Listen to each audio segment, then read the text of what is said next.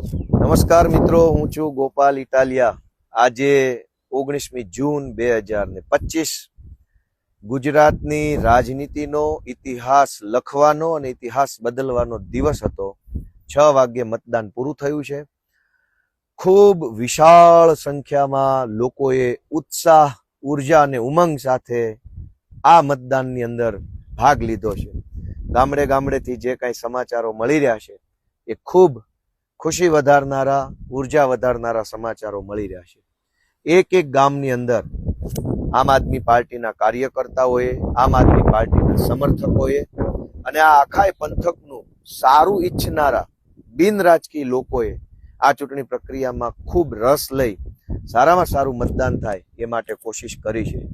તો આજના આ દિવસમાં ખૂબ બહોળી સંખ્યામાં મતદાન કરવા બદલ, કરાવવા બદલ અને એક સારા માહોલની અંદર ચૂંટણી પૂર્ણ થઈ તે બદલ હું આ વિસ્તારના ખેડૂતો, ખેતમજૂરો, પશુપાલકો, વેપારીઓ, દુકાનદારો, આખી ચૂંટણી વ્યવસ્થામાં જોડાયેલા સરકારી કર્મચારીઓ, મીડિયાના મિત્રો, પોલીસ મિત્રો, આ સિવાય આ આખી સમગ્ર ચૂંટણીની અંદર સતત જેમણે દોડધામ કરી છે એવા અમારા આમ આદમી પાર્ટીના કટ્ટર ઈમાનદાર અને મજબૂત ક્રાંતિકારી કાર્યકર્તાઓ સહિત સૌનો હું હૃદયપૂર્વક ખૂબ ખૂબ આભાર વ્યક્ત કરું છું.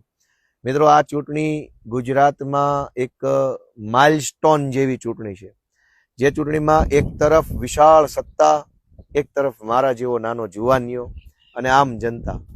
પણ જે રીતે આ ચૂંટણીમાં જે મતદાન થયું છે, જે રીતે ચારો તરફથી સમાચાર આવી રહ્યા છે, જે રીતે માહિતી મળી રહી છે, જે રીતે હું આખો દિવસ ફર્યો છું, એ જોતા આ વખતે ભ્રષ્ટાચારની, તાનાશાહીની, દાદાગીરીની ગંદકી સાફ થવાની છે અને ઝાડુ ચાલશે અને સફાઈ થવાની છે એવા વાઇબ્રેશન્સ આવી રહ્યા છે. મિત્રો, આ ચૂંટણીની અંદર ભાજપ પાર્ટીના કેટલાક ગુંડાઓએ ગુંડાગીરી કરવામાં હદ વટાવી દીધી, એનો કોઈ હિસાબ નથી. એવા દ્રશ્યો મેં અમારી આખી ટીમે નજર સામે જોયા. કેટલાક દ્રશ્યો કેમેરામાં આવ્યા, કેટલાક દ્રશ્યો સીસીટીવીમાં આવ્યા, કેટલાક દ્રશ્યો મોબાઈલમાં આવ્યા અને કેટલાક દ્રશ્યો ક્યાંય નથી આવ્યા, ખાલી અમારી નજર સામે આવ્યા.